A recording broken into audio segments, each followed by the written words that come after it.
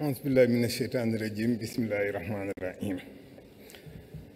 Assalamu alaikum wa rahmatullahi ta'ala wa barakatuhu. Honorables invités, je vous salue tous et toutes en vos noms, grades et qualités, et m'appuie sur les salutations protocolaires transmises par Serigne Abdoul Aziz Mbacké Madialis pour vous dire à nouveau les meilleures salutations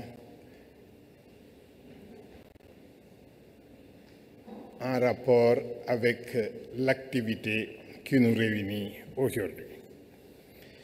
Je m'en vais prononcer la leçon inaugurale de la conférence internationale Cheikh Ahmadou Bamba à la maison de l'UNESCO, que j'ai intitulée Cheikh Ahmadou Bamba 1853-1927, un combattant de la paix dans un contexte de violence généralisée.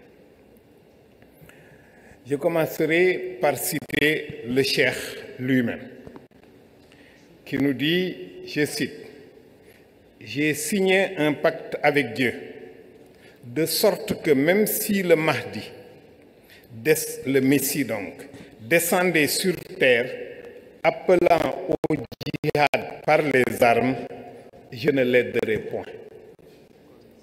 Je ne tuerai ni serpent, ni scorpion, ni aucun être vivant, car la voie que j'ai choisie m'interdit d'utiliser les armes dans mon combat. » Je le cite à nouveau. Si le Seigneur m'avait intimé l'ordre de me venger de mes ennemis par la violence, je lui aurais demandé de m'octroyer d'abord cette faculté qui pousse un être humain à se venger, car celle-ci n'existe pas en moi. Fin de citation. Pour qui connaît le contexte historique dans lequel les propos ci-dessus cités furent exprimés par Cheikh Ahmadou Bamba, il lui apparaîtra clairement que le fondateur de la Mouridia fut un combattant de la paix, immergé dans un océan de violence généralisée. Je dis ceci en mettant de côté la dimension mystique de l'explication pour m'en tenir à l'explication historienne. Le Cheikh a passé sa jeunesse dans le contexte de la Sénégambie de la seconde moitié du XIXe siècle, marqué par le déchaînement d'une violence sans précédent dans la région. Cette violence s'incarne dans trois mouvements historiques. La poussée vigoureuse de l'intrusion coloniale dont les conquêtes démarrent dès 1854 par le Waalo. Les réponses des mouvements djihadistes armés en réponse aux multiples défis auxquels sont confrontées les sociétés en crise.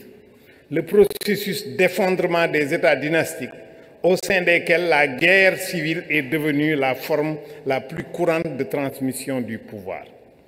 Ces trois mouvements vont porter au paroxysme de l'incandescence la violence qui s'abat sur des sociétés paysannes sortant de 3 siècles de traite atlantique des captifs.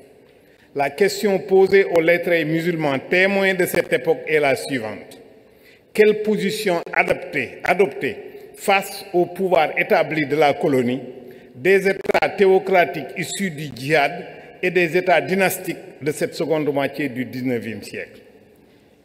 La réponse apportée à cette question par Cheikh Ahmadou Bamba n'a triomphé qu'à l'issue des dures épreuves de l'exil qu'il a enduré de 1895 à 1907 et des résidences surveillées de 1907 à son rappel à Dieu en 1927.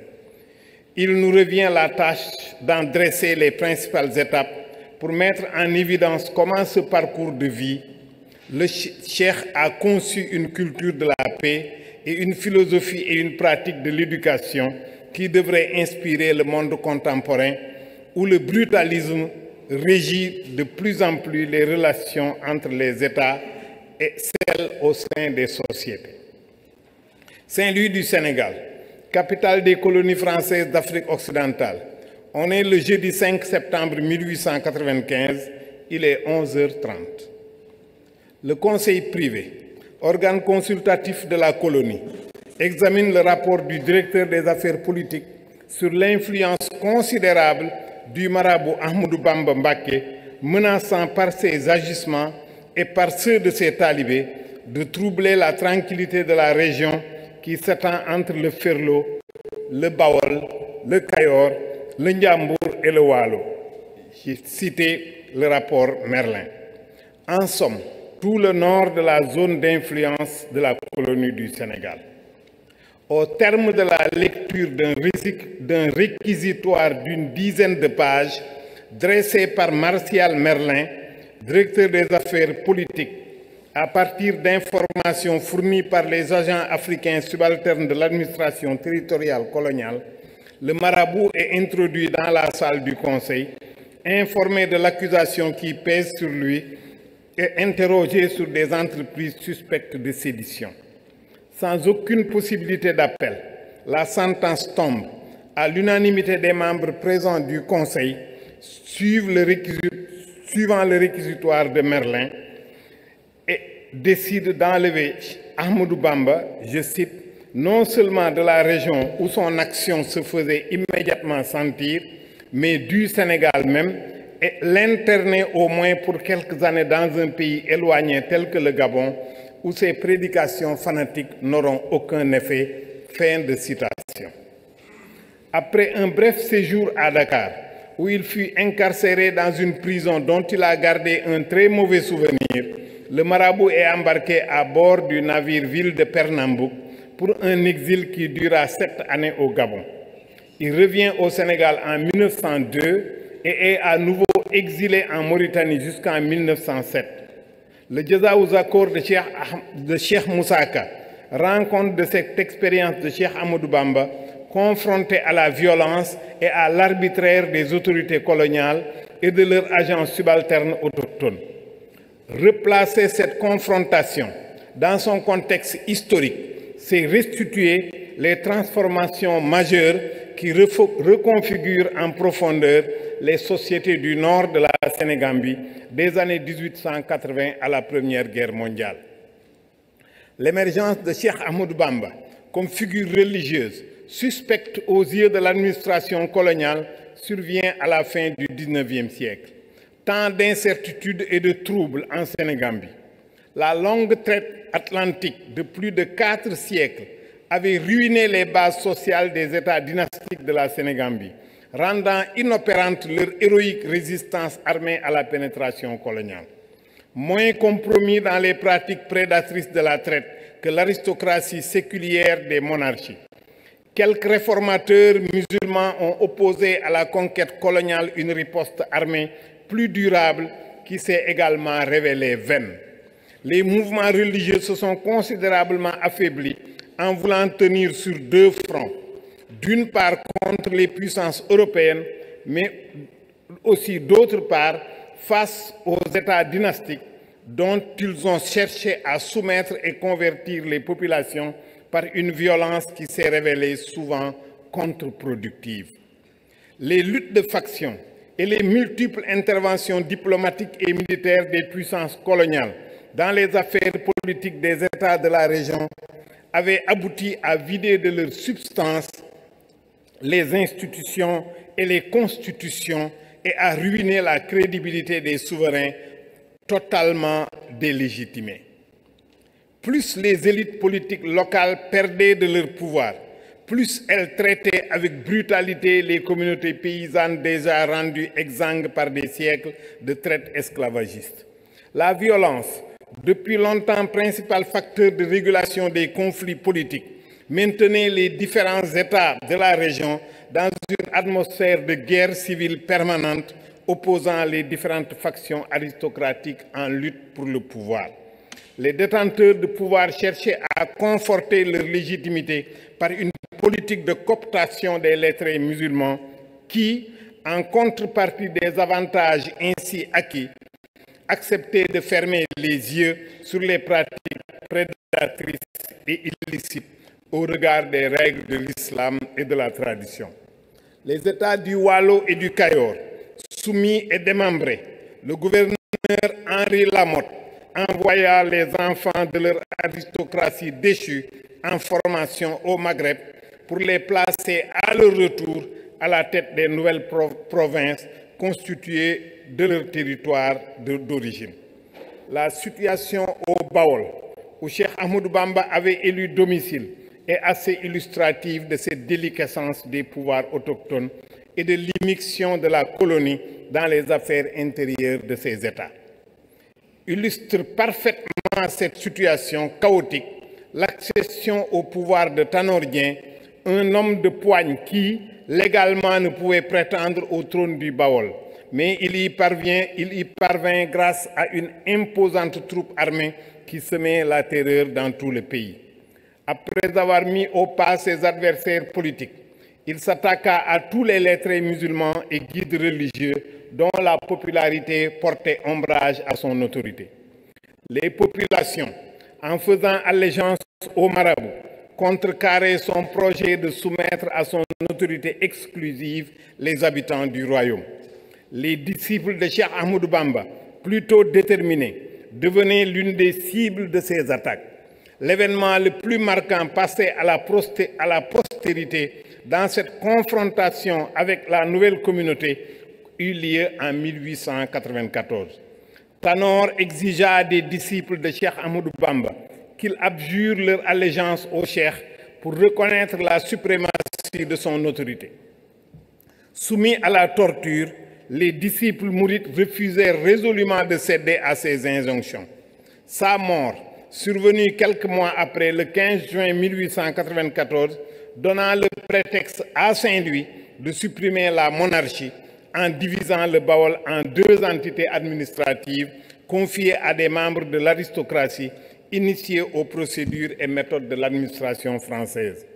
Sur l'instigation de Martial Merlin, le gouverneur Henri Lamotte consolida cette politique par l'envoi en 1893 à l'école franco-arabe de Tunis des élèves les plus doués issus de ce milieu aristocratique pour y recevoir une formation complétant celle de l'école des fils de chefs et d'interprètes, l'ancienne école des étages fermée en 1871 et rouverte sous cette nouvelle dénomination en 1891. L'objectif visé par le colonisateur était d'avoir des agents autochtones de la colonie vaincus, qu'il n'existe aucune incompatibilité entre leurs croyances et la science européenne et qu'ils pourront devenir les précieux auxiliaires d'une civilisation musulmane s'exprimant en français. J'ai cité un rapport politique à cette occasion. À leur retour, ces autochtones formés à Tunis furent placés à la tête des provinces issues du démembrement de leur pays d'origine. L'allégeance des communautés paysannes à la tariqa mouride et le refus d'obéir à la chefferie indigène patronnée par Merlin sont les éléments constitutifs du casus belli qui mena à l'exil de Cheikh Ahmadou Bamba. Les sources internes de la Mouridia ont largement documenté ce conflit opposant les talibés de la jeune communauté à la chefferie indigène. Les débris de l'aristocratie, défaite et soumise à la colonie, harcelant sans répit les disciples mourides, en l'occurrence les cheikhs qui diffusaient la nouvelle voie. Le Jazaou Zakor de Cheikh Moussaka rencontre en des termes touchants des épisodes épiques de l'affrontement qui démontrent la grande détermination des premiers disciples de Cheikh Ahmadou Bamba. Je cite Cheikh Moussaka. C'est cette année-là que le Teigne Tanor dénonçant les cheikhs mourides du Baol pour éteindre la flamme de l'islam. Son sort fut scellé par son affrontement avec Cheikh Babacar Thiargane, Serigne Mor Mané et Serigne Alioune Diouf Lambaye.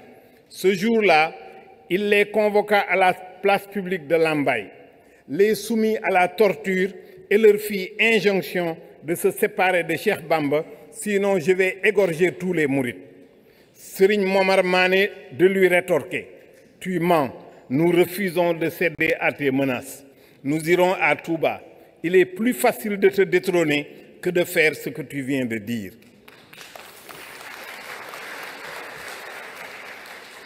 Fin de citation.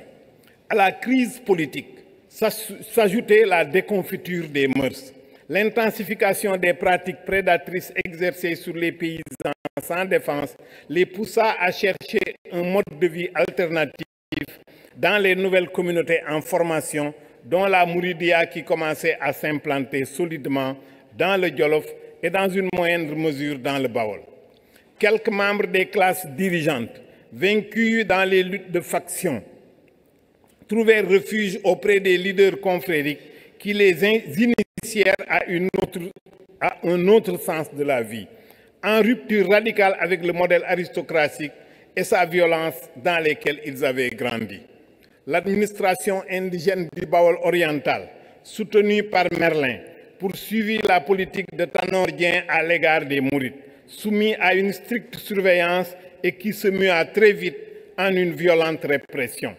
Le personnel subalterne de l'administration locale avait rassemblé à l'attention de son chef Martial Merlin, tout disposé à s'en servir, les éléments constitutifs du dossier qui permit de construire les chefs d'accusation contre Cheikh Ahmadou Bamba, figure du marabout subversif pour la colonie. Ce temps de fin d'un monde interpella alors les lettrés musulmans, héritiers de plus d'un millénaire de présence islamique qui a marqué la plupart des sociétés de la région. Le défi était d'apporter une réponse efficace à la quête de paix et à l'angoisse métaphysique des populations plongées dans le désarroi. Jusqu'ici, les lettrés musulmans avaient joué sur 3 tableaux qui ont tous révélé leurs limites comme réponse au niveau de défi de ce temps. Ils sont nombreux à être restés attachés au cours royal des États dynastiques pour y occuper des fonctions administratives. Ce faisant, ils ont été souvent amenés à justifier des politiques contraires aux enseignements de l'islam. D'autres lettrés musulmans se sont mis au service de la colonie pour occuper des postes dans l'administration. Ils en ont tiré un statut social prestigieux, les mettant à l'abri du besoin. Quelques lettrés musulmans ont choisi la solution de l'appel au djihad, contestant les pouvoirs dynastiques auxquels ils ont réussi à substituer des pouvoirs théocratiques. La violence inhérente à cette option la disqualifia auprès des communautés paysannes trop longtemps exposées aux conséquences des conflits armés pour le contrôle du pouvoir. Le djihad n'a pas manqué de donner naissance à des États aussi tyranniques et violents que les régimes dynastiques qu'ils ont défaits et au pouvoir colonial qui finit par les vaincre.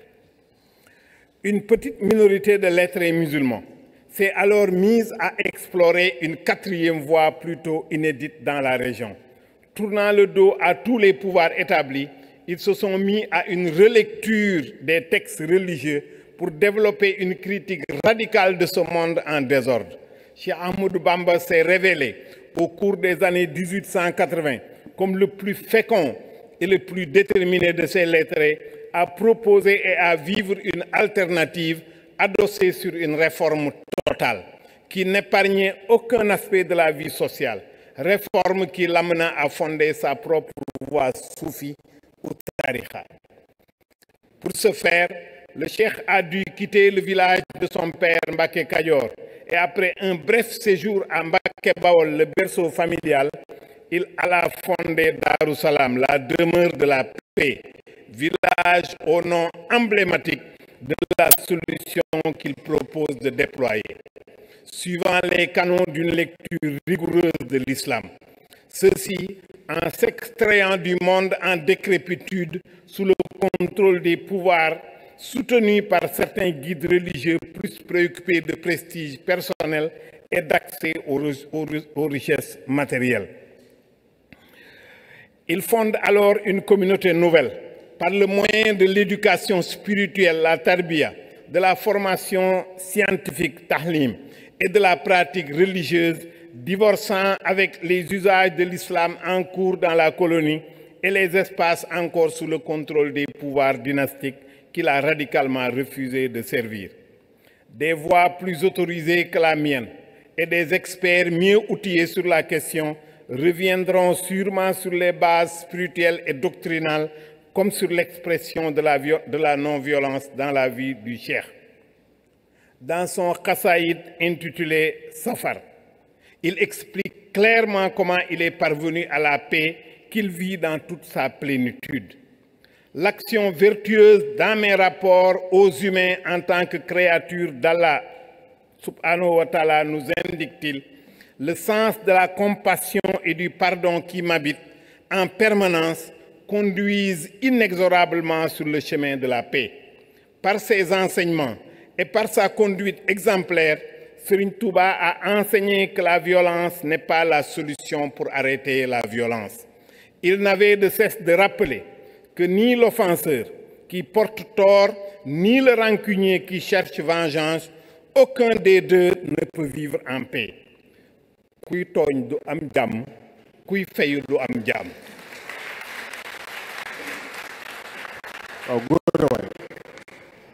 Le cheikh a enseigné que la soumission totale à Allah reste le plus sûr chemin vers la paix et la sérénité, de rupture avec toute solution comportant une part de violence.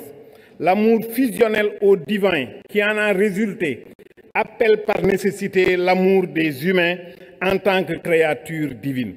Sa doctrine soufie, pilier doctrinal de la communauté, enseigne une attitude de bienveillance, de justice et de pardon en direction des humains. Seraient-ils ses ennemis? Les seules armes qu'il évoque, dont il use exclusivement, restent les armes du savoir. Le cheikh ne s'est pas limité à l'enseigner, il l'a mis en pratique dans sa vie quotidienne, au point que certains de ses pires adversaires ont fini par avoir une attitude de bienveillance et même d'adhésion à sa communauté. Il ne s'est jamais donné d'ennemis autres que ceux d'Allah subhanahu wa ta'ala. L'atteinte de cette ascèse relève d'une élection divine, servie par une éducation familiale solidement ancrée dans l'amour du divin, l'imitation du prophète Mohammed, paix et salut sur lui. Cette doctrine transcende la diversité des identités de couleur, d'appartenance religieuse, ethnique ou nationale.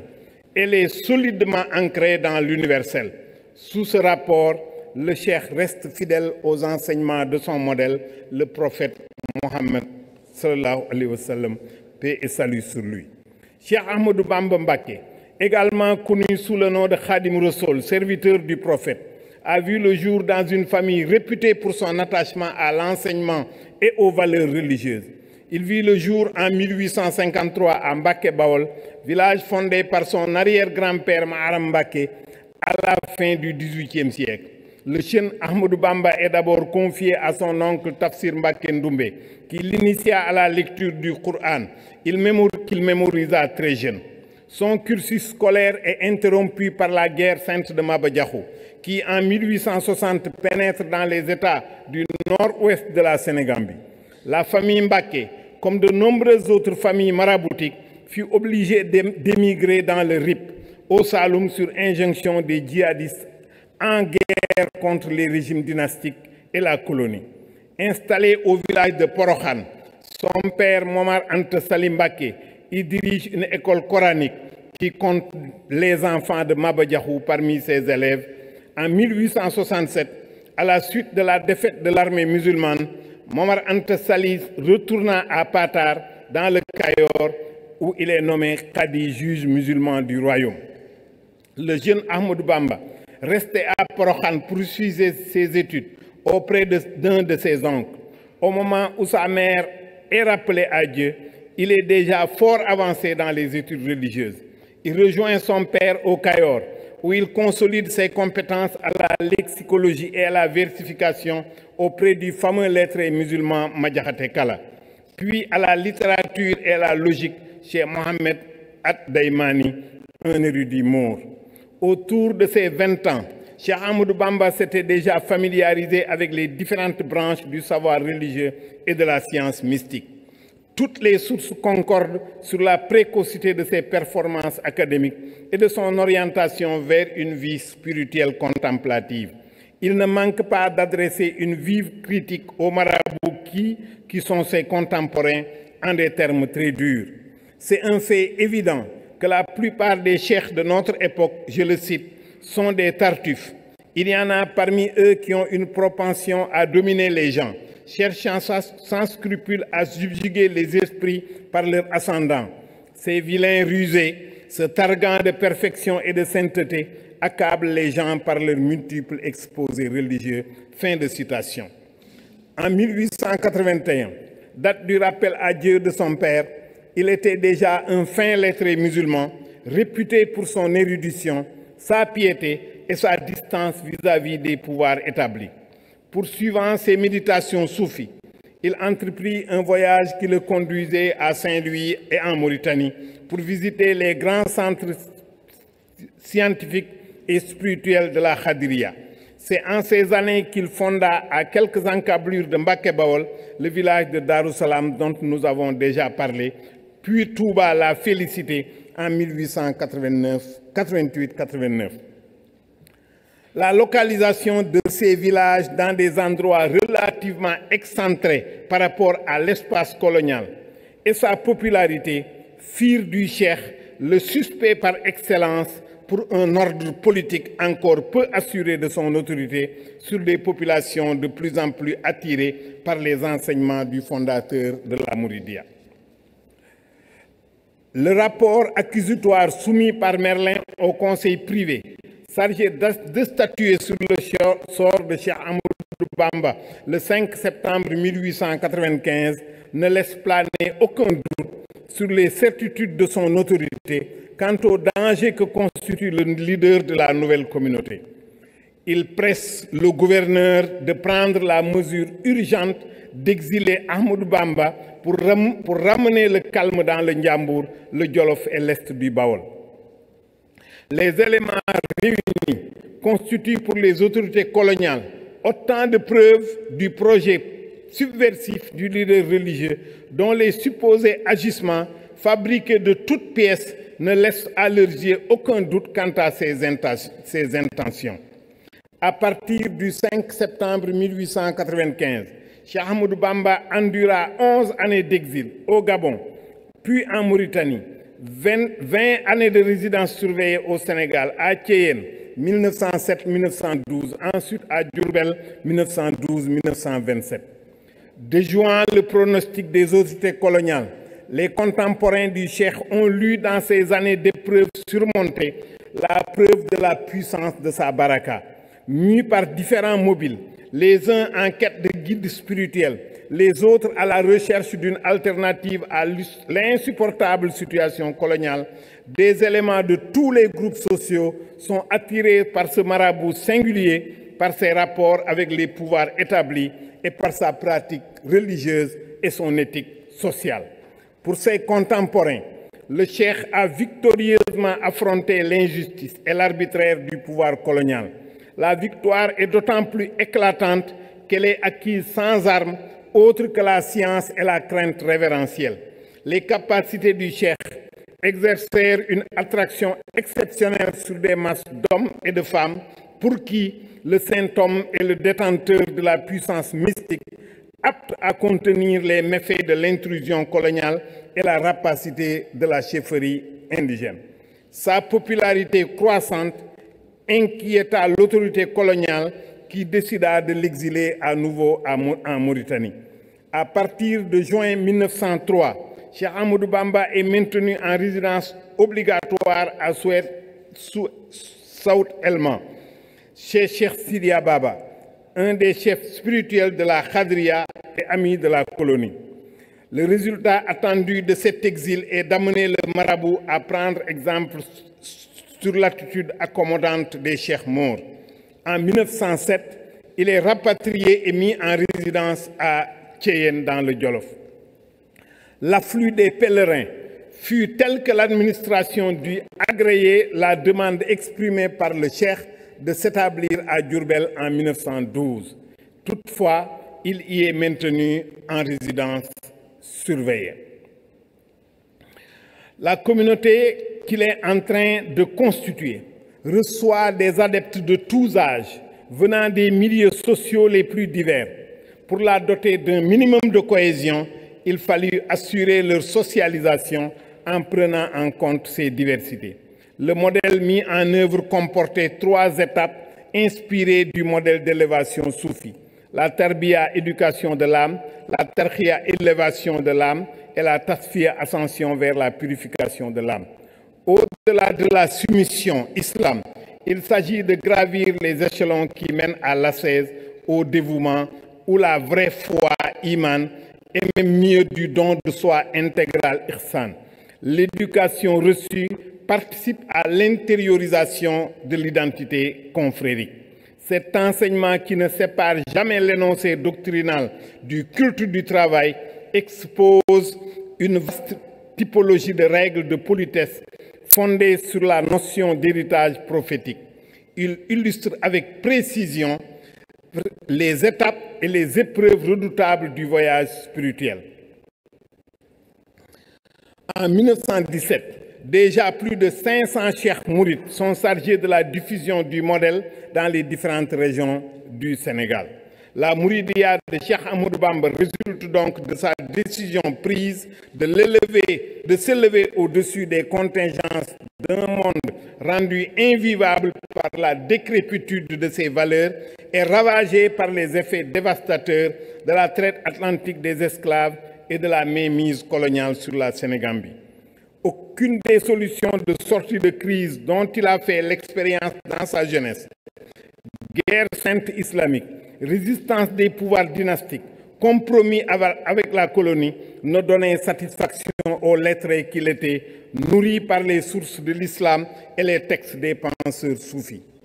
La communauté qui se constitue ainsi, à la fin d'un siècle de troubles, a bâti sa cohésion dans la construction d'une mémoire de rupture et d'une culture de la distance qui lui permet d'imprimer son empreinte sur son environnement. Ces leaders ont interprété avec efficacité les nouvelles donnes politiques et économiques pour trouver un modus vivendi avec le pouvoir temporel sans aliéner l'autonomie religieuse, spirituelle et culturelle de leur communauté. Le fondateur de la Mouridia est ainsi devenu l'une des figures emblématiques de la résistance culturelle et non violente à la domination coloniale et le refuge de tous ceux qui, déboussolés par les turbulences politiques et sociales, cherchent refuge auprès d'un maître pour donner sens à leur vie. Son rappel à Dieu survenu le 19 juillet 1927 n'a pas freiné le déploiement de sa communauté. J'en ai presque terminé. À partir du référentiel que constitue Touba, la plus sainte des villes de la confrérie, répliquée à l'échelle de la planète et se conformant partout où il se déploie aux exigences du lieu qui l'accueille, le mouride en mobilité n'en perd pas pour autant son identité. Au quotidien, il gère ingénieusement la tension entre la fidélité aux valeurs fondatrices de la confrérie et les exigences d'une accommodation à son environnement, pour mieux en tirer les opportunités dont une bonne partie des ressources générées retourne à Touba et participe à la construction toujours inachevée du lieu, à l'entretien de ses lieux de mémoire, de ses monuments, à la grandeur des événements commémorant la trajectoire de la communauté et ses figures emblématiques. Touba s'érige ainsi comme la référence des disciples qui reprennent chacun à sa manière le périple du cheikh. Partir de Touba à la conquête du monde par la voie suffit, sur les chemins escarpés, moins éclairés par le divin, mais éclairés par le divin, et revenir à Touba, la dernière demeure auréolée de gloire. La leçon enseignée par Cheikh Ahmadou Bamba à tous ses disciples, et par-delà eux, à tous les êtres humains, est la suivante, à mon sens. Dans un contexte d'extrême violence et de déstabilisation, il convient plus que jamais de rester fidèle au message divin et aux valeurs éthiques transmises par le savoir et les biens licitement acquis par le travail, suivant en cela les enseignements du prophète Mohammed sallallahu alayhi wa sallam, pour ensuite se mettre résolument au service de la communauté et de l'humanité tout entière. Je vous remercie de votre aimable attention. Merci beaucoup, professeur Ibrahima Thioub. Il était beaucoup plus éloquent de présenter le professeur Ibrahima Thioub après une brillante conférence inaugurale. Nous sommes convaincus que cette conférence résonnera au-delà de ces murs et sera vulgarisée le plus largement possible. C'est une conférence complète, professeur. Merci beaucoup. Mais qui est cet homme? Professeur Ibrahima Thioub occupe les fonctions de vice-recteur de l'université